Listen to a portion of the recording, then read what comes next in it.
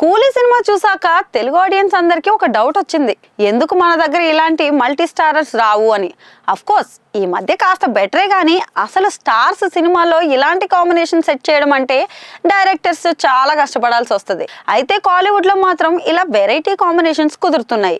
కూలీ సినిమాలో రజనీకి విలన్ గా నాగార్జున నటించడం అంటే గొప్ప విషయమనే చెప్పొచ్చు. అయితే లోకేష్ మీద ఉన్న నమ్మకంతో ఈ కాంబినేషన్స్ సెట్ అయ్యాయి. ఇక యాక్టర్స్ అంతా కూడా లోకేష్ సినిమాటిక్ యూనివర్స్ లో భాగం అవ్వాలని ఆసక్తి చూపిస్తున్నారు. అందుకే అతను అలాంటివి సెట్ చేస్తున్నాడు. కానీ మన దగ్గర మాత్రం ఇలాంటి కాంబినేషన్సే కుదరట్లేదు.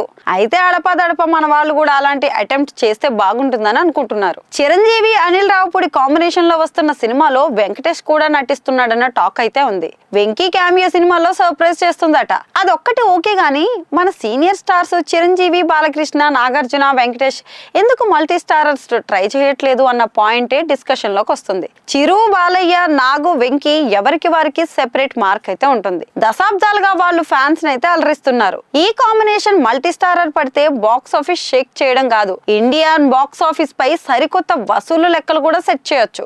అఫ్ కోర్స్ ఆ స్టార్స్ కూడా కలిసి చేయడానికి రెడీనే, కానీ అందుకు తగిన కథ అయితే సెట్ అవ్వట్లేదు.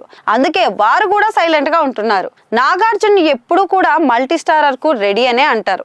వెంకటేష్ ఆల్రెడీ మల్టీ స్టారర్స్ చేస్తూనే ఉన్నారు.